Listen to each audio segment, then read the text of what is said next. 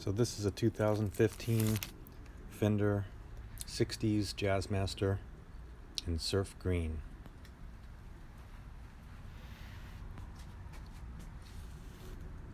I like that amber tinted headstock. I've already cleaned the frets and fretboard, so ready to set it up. So sighting down the neck, I can see a good amount of relief in this neck, and more than I like to have. So we're gonna take the neck off and turn the truss rod. We got a capo on at the first fret. I've loosened up the strings quite a bit.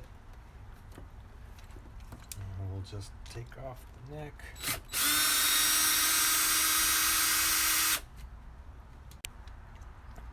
And you can see when you get the last screw up, it may pop up a little bit depending on how much string tension you have. So it just pops up. And if you're careful and turn it over, you can just leave the screws in there. Carefully pull it out of that neck pocket, don't yank it out. There's our adjustment for the truss rod. It's nice to have a good wide flat head for this.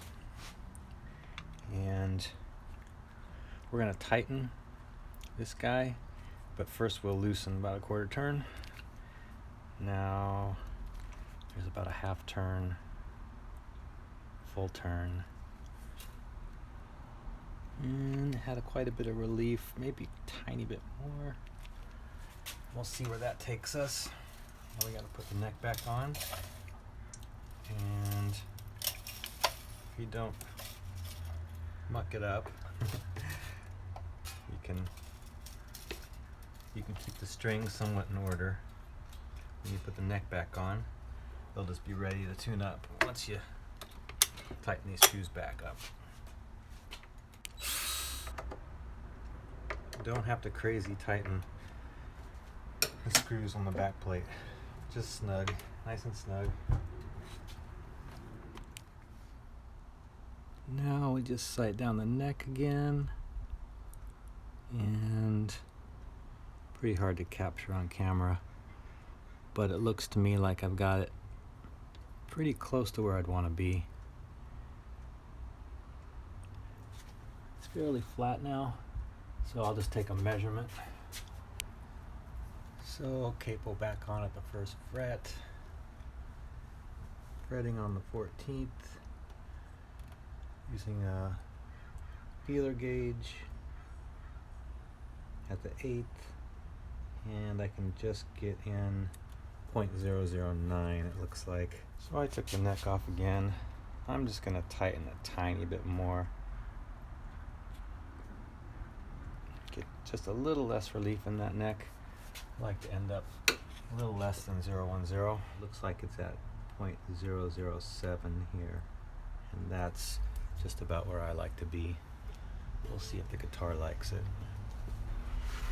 So I'm just doing a quick initial check of the action, the 12th.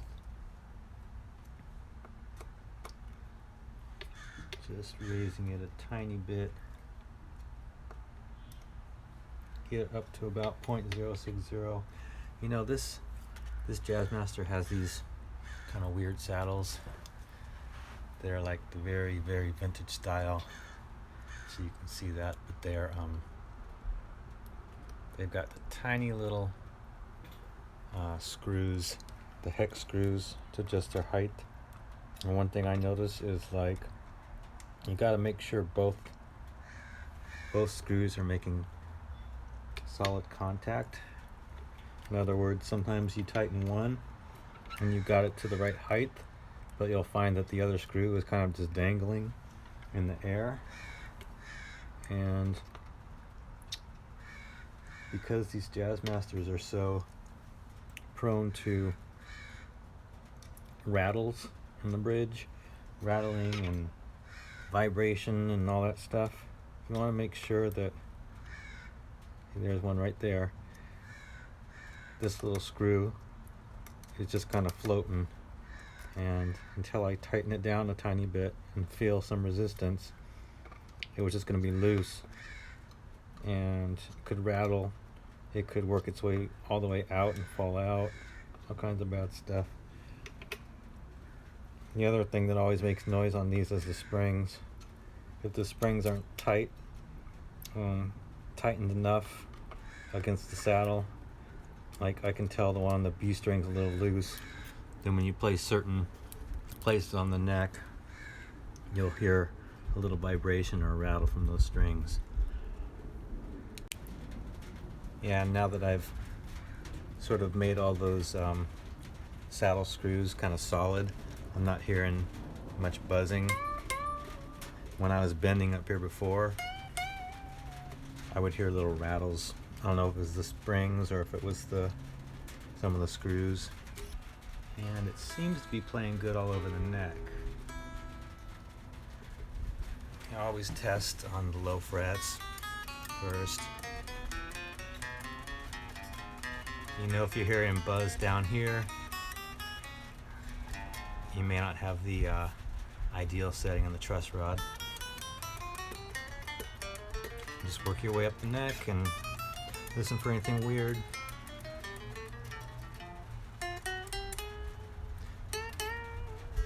The G strings on Jazzmasters and Jaguars is notorious for, at least in my experience, being kind of funky.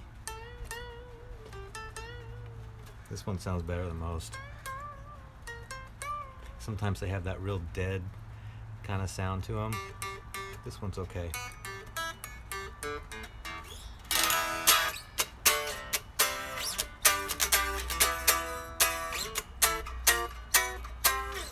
And it's not sounding too choked up high. If